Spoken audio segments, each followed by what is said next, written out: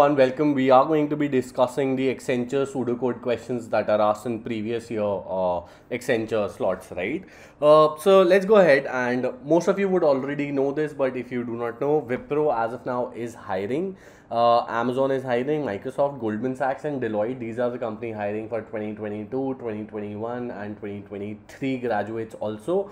So make sure that you follow us on all of our social media platforms like Instagram, Discord, WhatsApp, Telegram, at least these four necessarily, because sometimes we don't post it on let's say WhatsApp, we only post it on Instagram because to be honest we are a little greedy about followers. You'll not just get to know about these off-campus update, but we post a lot of good content as well, which is very helpful for your placement preparation as well, right? So now going ahead again, the top 3 comments on each and every YouTube video get our Prep Insta Prime subscription absolutely free. So make sure that you do subscribe to our YouTube channel as well, so as to you can get all of these as well.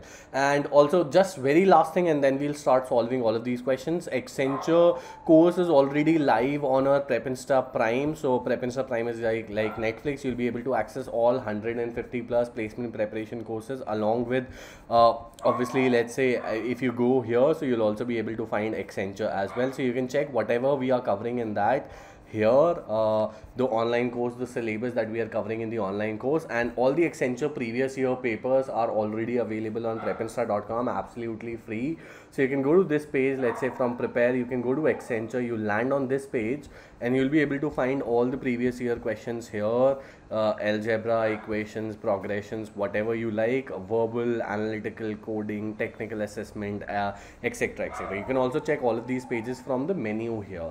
So let's go ahead and start solving all of these questions, right? So basically what I'll do is I would expect you to be pausing the video so that you can solve it on your own, and then I'll be solving it and I'll help you in terms of what's the approach, and then probably also how you can solve it very quick because the time is less. In some questions you may take a lot of time, so first to explain me it will be a little time taking, but then I'll tell you how I would solve to in time constraints, in time bounds as well. So I hope that you've paused the video. So to be honest, this particular question seems a little complicated, but really isn't. So if we look at this particular question, right, so basically there are some value assignment. There is this which seems a little complicated because there's this statement, there's this statement, there is double this, and then we are printing B and C, right? So how do you go about it more or less? So to be honest, if we look very closely, you have to break down upon what you understand, what you don't, right? So what is this? What is this?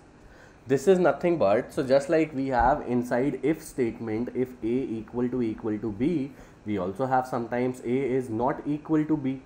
So this is not assignment, this is comparison.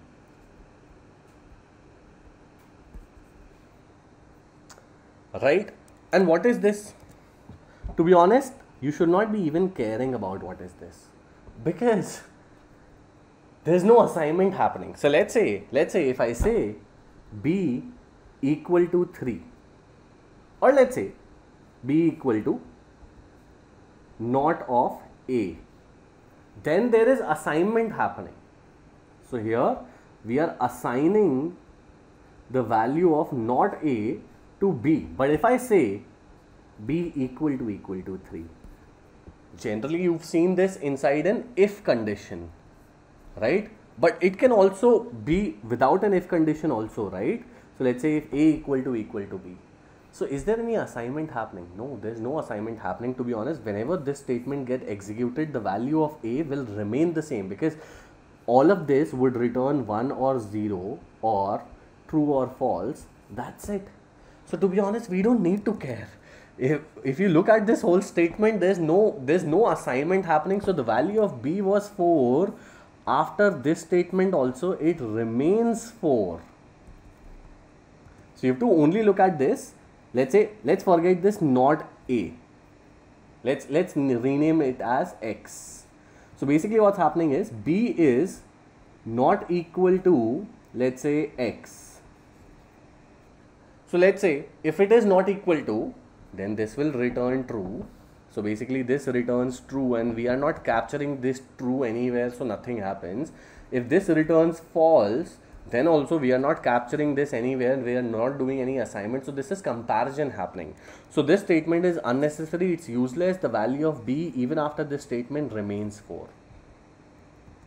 Let's have a look on the next statement. Not A. Okay, so there are two nots. So when I say not of, let's say A value is 11.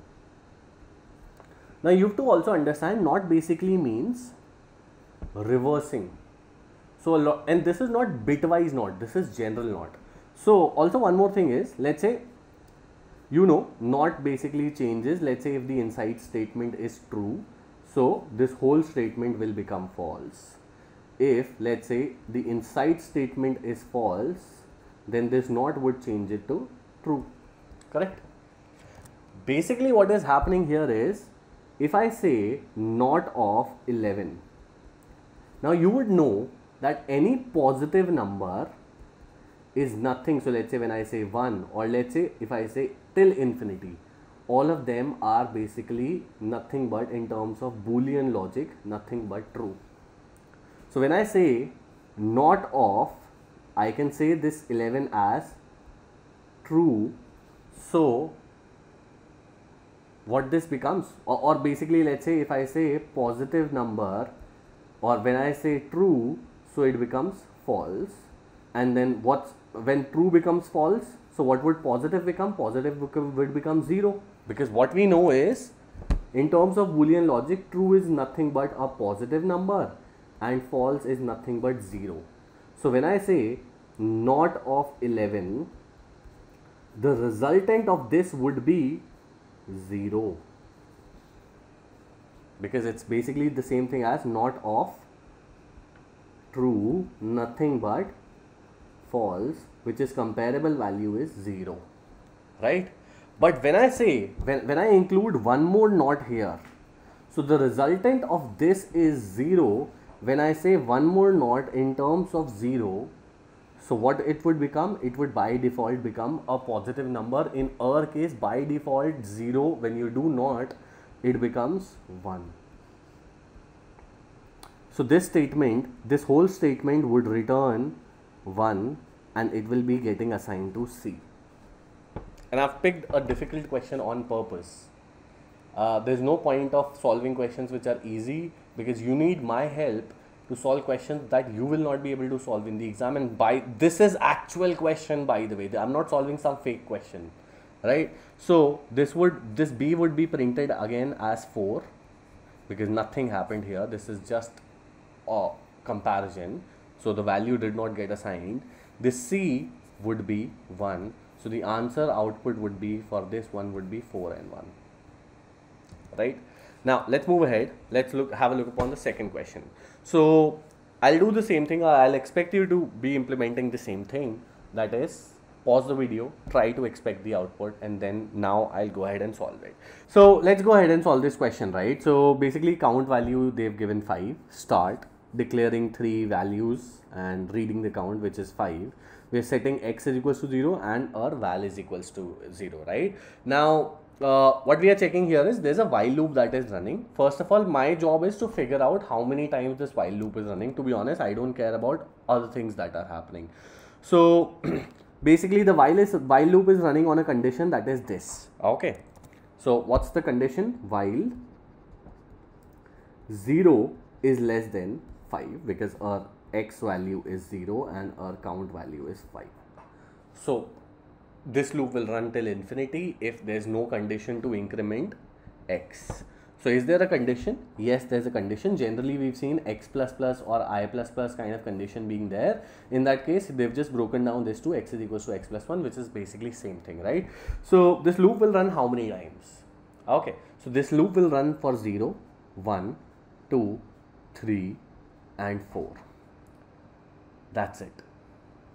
Because as soon as our x becomes 5 in the 5th iteration, it will not be running for the 6th time, right? So it will run how many times? For iterations of x is equals to 0, x is equals to 1, 2, 3, 4. So basically it's running 5 times. Simple. Don't even bother to think anything else, right? So that's basically it. Now this loop is running 5 times. So what are the values that is getting printed? So val is getting printed and there's some change that is happening in val here. So our initial value of val is nothing but 0. So as soon as anything starts, we are incrementing it from 0 to plus 2. So for the first time 2 is printed. So let's say let's say our x in the iteration of 0, 2 is printed. For x in the iteration of 1, what's happening here is val is equals to val plus 2. So the current value of val is 2, so nothing but 2 plus 2, right? So it becomes 4. Then same thing, 2, so it becomes 6. Then for third, x is equals to 3, or when it's running for the fourth time, right, it becomes 8. And then when it's running for the iteration of x is equals to 4, that is the last fifth time, it becomes 10. So the output for us would be 2, 4, 6, 8, 10. So it will be running 5 times only, and these are the values that will be printing. This is not a very difficult question. This is a fairly easy question that I've taken, right? Now let's have a look upon this. To be honest, as soon as personally I looked at this question, I was like, lag gayi. It's very difficult. It's going to be a difficult question, but to be honest, it's not. So you go ahead, pause the video. Now I'll go ahead and solve this. This is, by the way, an actual question asked in the exam, right? So let's go ahead, and more or less what's happening is we have x, y, z, 3 variables. We are initializing x is equals to -3, y is equals to 0. That's it. Now there's one particular thing that I'm always able to see, if 1. Now if 1, this means this if condition will always be true, thus this part of the code will always run. However, the next thing, this part of the code, there's some decision making. It will run, it will not run, let's see, right? So y minus 2 is less than 2, so our y value is 0. So 0 minus 2, which is nothing but minus 2, is minus 2 less than 2? Yes, it is. So this if will also run. Now this if has a for loop. Okay, now I want you to pause the video because there's a confusion here. Can you tell me how many times this for loop will run? To be honest, this for loop will run, a lot of you would say it will run 1 time. A few of you would say it will run 2 times. What's the right answer? Generally, a for loop is for I is equals to 0, I is less than some condition n. So when it is like this, so it will run, let's say if n a value is 5, so it will run basically how many times? It will run in the iteration of 0, 1, 2, 3, 4. So these would be the iteration. But let's say if we put it equal to, then it will run for 5 also. But in this case, we can't understand it. A lot of Python people would also say that this kind of looks like a Python code wherein we are saying for each xyz in range of 0, n, and then you mean this n is non-inclusive.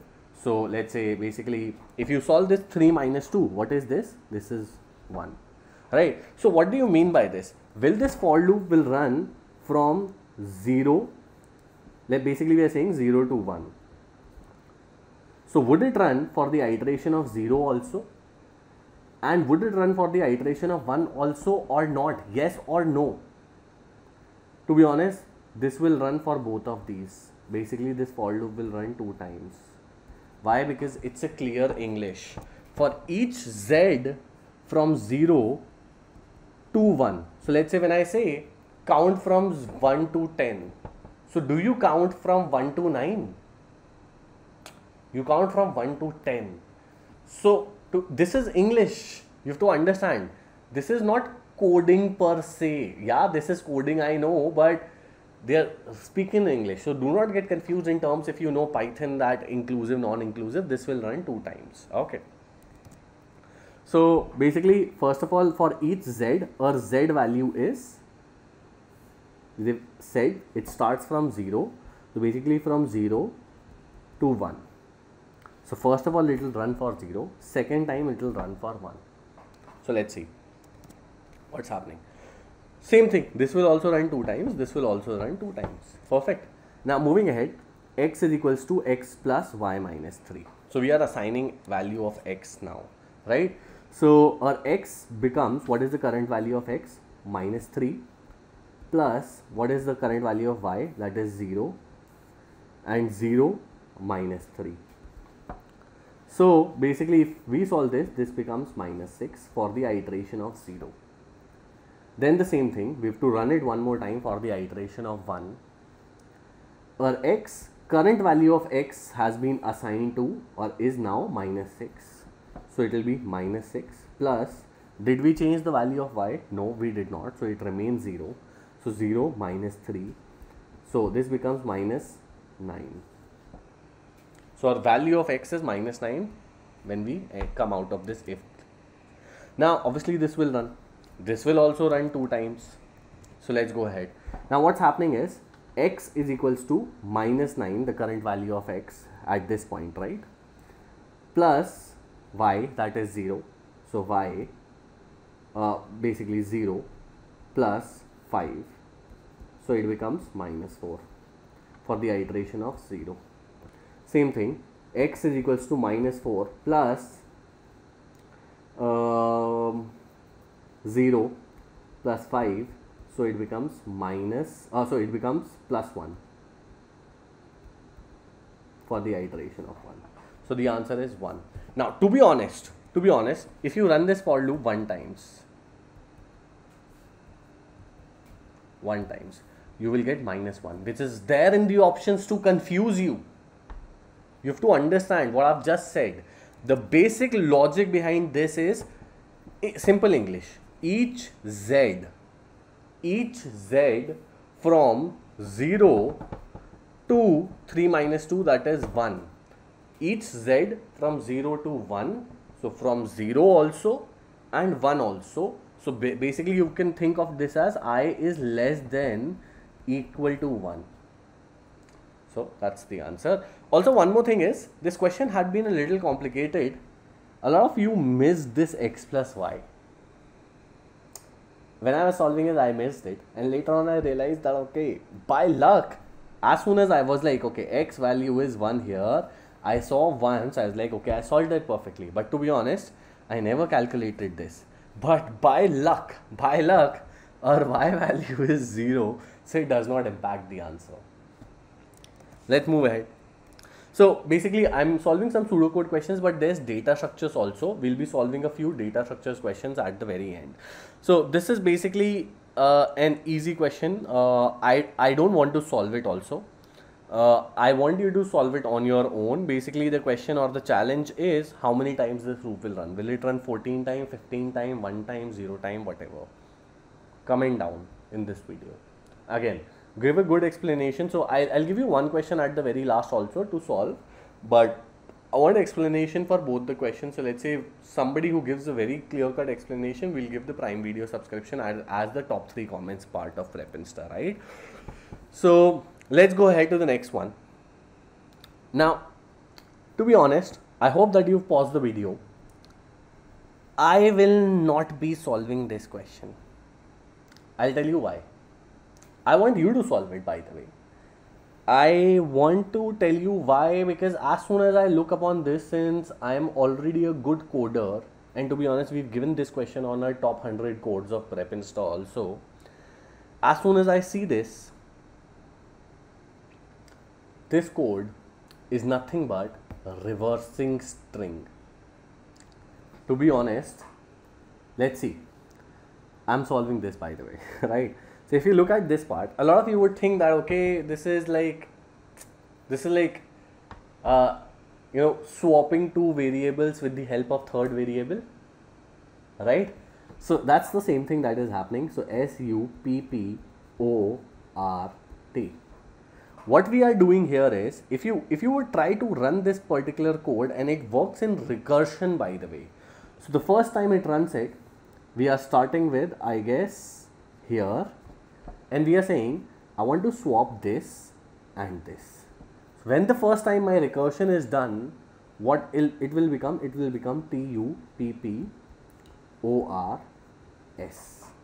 And then one more thing, if you look, this is the condition which will not get true as of now. It will get true when, as of now, my A value is 0 and my B value is 6. So when will it become true? When my A value becomes B by 2. So basically when my A becomes 3, that is when I reach here. I've not reached here. But what's happening is, using recursion, I'm calling the same function again. And by the way, this stro is working with pointers, right? I hope that you understand this. I know 90% of the people will not have understood. If it was not a pointer, this program would have changed drastically. And how this is currently a pointer. This str1 is not a string, it's a pointer, by the way. If you don't understand this, please go ahead with the Prime Video course. I've created 5 hours just to explain pointers and strings and arrays and how these things work together. Right, so let's go ahead. So basically what will happen next time, our a value will become 1 and basically b minus a, so that is 6 minus 1. So our b is 6, but we are basically talking to this position because 6 minus a, right? Because b minus a here. What is b? B is 6, a is 1 in the next recursion. So what's happening is, we are basically changing this and this together. So the next time, t r p p o u s. Same thing would happen for the next time when my a becomes 2. So basically this and this will get interchanged. So it will become t r, let me just T R P, oh sorry, T O P P U S. So essentially my support finally becomes T R O P P U S. So support in this way. So this is string reversal program, and it will stop where, as soon as my a becomes 3, that is, as soon as my a reaches here, this recursion will just stop happening, and that's it, right? So I could have explained you this question in deep, how recursion works, but to be honest, I don't want, because it will take like 20 minutes, right? I've already covered that in a Prime Video course, so go ahead and watch that. We've covered everything. So for pseudocode, if you're already a Prime Video student, first of all, we are suggesting you to do C and C++. Then we are suggesting you to do a course called as pseudocode. Then we are asking you to go ahead to the company based course and solve previous year questions, right? And also DSA. So now I will start solving DSA questions. You will see half of the questions being from DSA in this, right? So basically, if you don't understand merge sort, I'll tell you the answer and then you will say, okay, it was easy. But to be honest, merge sort, if you don't understand it, if you understand it, basically the formula for solving this is, there's nothing but you have to apply log of 2, whatever is the number, and seal value of that. So in this case, it will be 10. Seal of 10 is nothing but 10. If it was 1023, so in that case, answer would have been 9.99 dash dash dash. So seal value of this is 10. Now, to be honest, how do I know this formula? I know the time complexity, which is why I know this formula. But to be honest, even if I did not know this, I would have run a test case like, what if there are 8 elements? Divide and conquer. How many iterations of divide would be happening, or let's say how many conquer iterations would be happening, right? So let's say if there are 8, first of all, it will get divided into, basically let's say it's a big array of 8, for example, it will get divided into 4 and 4. So it's the first iteration. Then it will get divided into 2 and 2. So basically this is the second iteration. And then finally it will get divided into 1 and 1.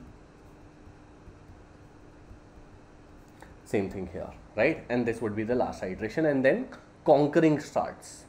A lot of you would think that divide and conquer, so basically this is 3 and then conquer will also happening. So they are saying that, okay, passes would mean conquer passes also, but no, this basically means iterations, right?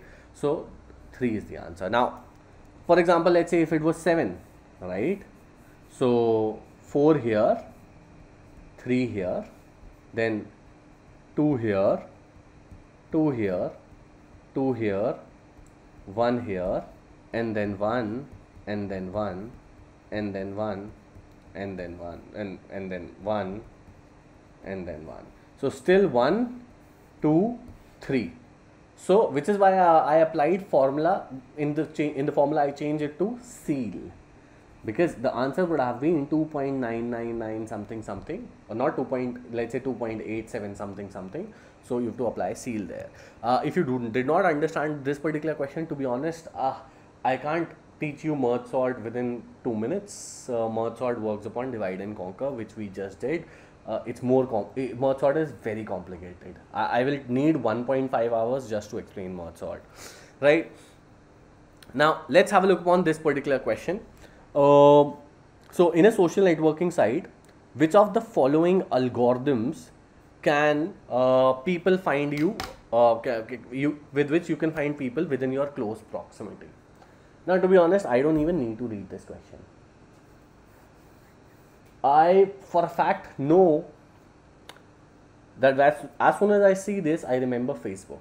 And if you know, and if you read, at least don't read DSA and etc. If you don't understand graphs, etc., you would at least know Facebook works upon, let's say this is you, this is your friend, let's say there's one more friend of yours, let's say this is one more friend of yours. You two may have common friends also. So let's say there are some friends that you are not friends with, so those are non-mutual friends. But let's say there are some friends which are common friends. So let's say you, and let's say a friend called as Tarun. He and you may have a common mutual friend, let's say called as Shashi. So you are supposed to be finding those common friends or close proximity, etc. How would you go about it? Now, to be honest, I know the answer. One more thing is, if in the question, and I'm just telling for the people who already know graphs really well, the most important thing in this question is it's kind of like an unweighted graph. So, which is why the answer is both. If it was not an unweighted graph, our answer would have changed.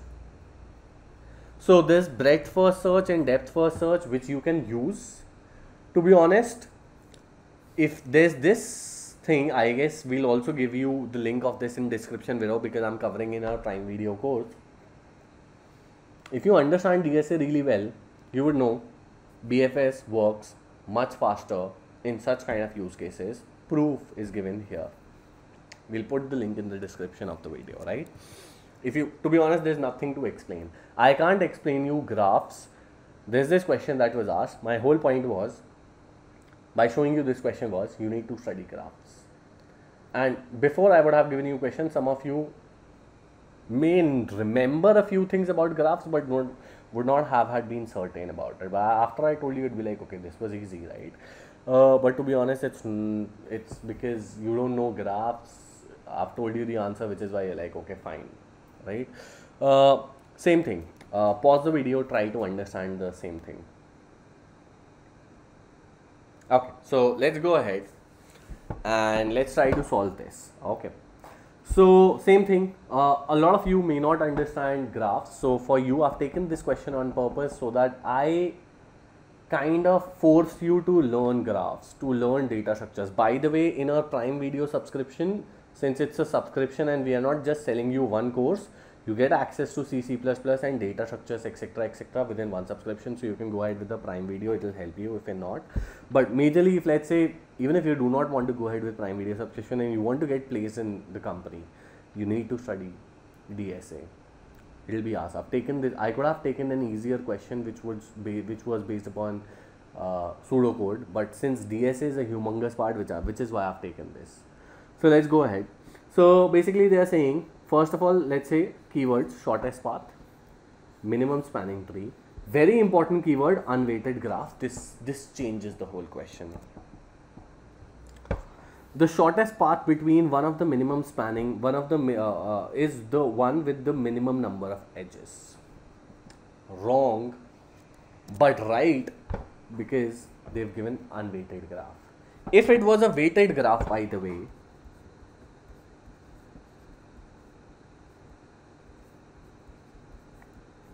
this condition is not true, because in that case you need to calculate the minimum weight, right, or the minimum path with the minimum cost associated.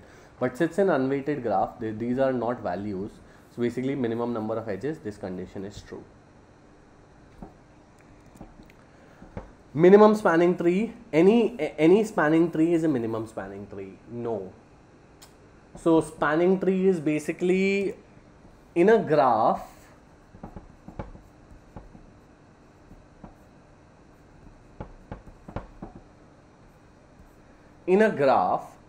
having a tree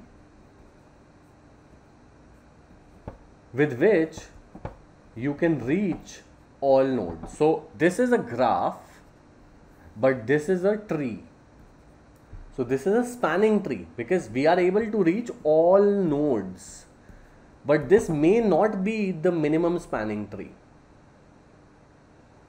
Minimum spanning tree is, let's say, with the minimum number of steps you can reach anything. To be honest, it's a little more complicated than that, but in our case, any spanning tree is minimum spanning tree. This is not true, this is false. Now, to be honest, I particularly did not know the answer of this question. I had to Google it, but I knew that option number 2 is wrong 100%. So I was like, whatever has option 2 is not right. So this is not right, this is not right, this is not right, B is the answer. And then, to be honest, I googled this, and then this is the page. We'll also put the link in the description of the video. I know DSA really well, but I did not know this fact, and this is for the first time in my life I'm hearing about this fact. So now you can go on the link of this page, you will understand only BFS can be used to find MSP. To be honest, I knew, let's say if somebody would have told you for MSP I would have used prims or Kruskal's, but I was like, okay, yes, these two use some spanning algorithm or breadth first or depth search. I don't remember on the top of my head, but you know, when this fact was presented to me, I was like, okay, I don't know. So yeah, you need to learn DSA if you want to get placed in this company, right? Now, one more thing is, guys, I'm not taking fake questions. These are actual questions asked. I could have shown you the screenshot also of it being asked in the exam, but that would be illegal and wrong for me to show. So which is why I'm doing this. So also this question. So I'll just tell you the answer. Head recursion and tail recursion. So your head recursion is anything in which your computation is happening before and then you are sending for recursion.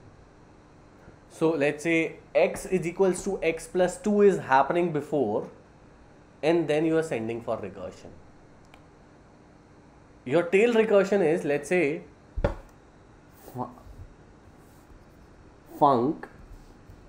This is, to be honest, a little more complicated than that. There are some steps, some operations, but let's say you call the function again with some different parameters, but your actual stuff of computation is happening here. So to be honest, this is tail recursion. Your head recursion is, what if this line, your actual computation is happening here. So I'll give you, for example, pre-order is head recursion, post-order is tail recursion by basic kind of these things. But to be honest, it's more complicated than that. I'll explain you that in a prime video course because this is a humongous topic, but just for the scope of this limited 40-50 minute video, this is the basic thing. The answer for this is BST is a head recursion, because actually when you will write the binary search tree code, you will realize that the computation is happening before, to understand where to insert, where to do what, where to do, etc, etc. And then if you don't find it, you're like, okay, let's go to the below nodes, right? So answer is head recursion. You can Google about it as well. Now, in terms of how do you prepare for it, so just give me a second, right? So I've already solved all of these things. So more or less what you can do is, again, all the previous year papers of Accenture, as I told you, you can go to prepare all companies and then Accenture here. You'll be able to find the pseudocode questions asked in previous year, not all of them.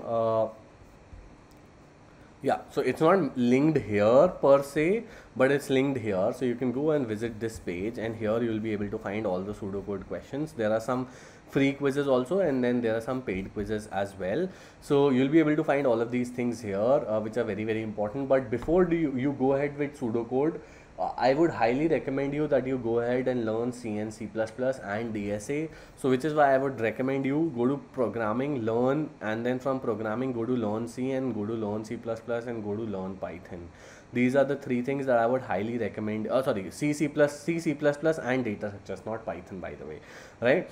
So these are the things that I would recommend you if you are a Prime Video student, or if you want to get Prep Insta Prime subscription. So again, Accenture course is already there under Prep Insta Prime subscription. You will also be able to access, let's say if you're a 2021 graduate or 2022, right? You would also want for your interview skills and certifications from cybersecurity, ethical hacking, big data, AWS cloud, certifications in all of these things as well, right? Also you'll get certification from Prep Insta and also TCS as well, so which is already included in a Prime subscription. So it's like Netflix. You don't just get access to one course, you'll get access to all the other skill-based and company-based courses as well. So for data structures also, whichever is your preferred language, you can go ahead and data structures does that. We've created a course for data structures for service-based company because, to be honest, this course is very large and very large for product-based companies. So for service-based company, we have a shorter course which does not have unnecessary things, which is DSA for service-based companies. If you want to check what we are covering in our Accenture course, so you can go ahead and click here. You can click upon check syllabus, and you'll come to this page where you'll find all the syllabus of what we are covering, how many hours, etc, etc. We also have a 100% refund policy. Whenever you purchase Prep Insta Prime, you'll also get access to prepinsta.com's all quizzes as well. If you want to check demo videos, you can just click upon demo videos, let's say here, or course list here. So you'll get all, you'll check all the courses that are already there on Prime, so you can check all of them here. And for demo videos, you will go here and you can check all the demo videos here, right? So that's pretty much about it. Again, a lot of companies are hiring, so make sure that you follow us on our social media channels. And top 3 comments. One more thing, if you're a 2021 batch student, make sure that you give CoCubes and eLitmus. Do not waste your money on AMCAT. Give CoCubes and eLitmus. I beg you, I request you. The reason why, if you're not placed as of now, still now, within 1 month or 2 month time, almost I can say for certain you will not get an IT company offer. You'll have to go for a sales job. So give CoCubes and eLitmus as soon as you can. The courses for that are already there on Prep Insta Prime. So CoCubes and AMCAT, give those tests and get introduced to a lot of companies. So CoCubes and eLitmus. So eLitmus course is also there. Do not give AMCAT. It's very costly, and to be honest, even though a lot of companies hire through AMCAT software, but not a lot of companies hire via AMCAT exam, right?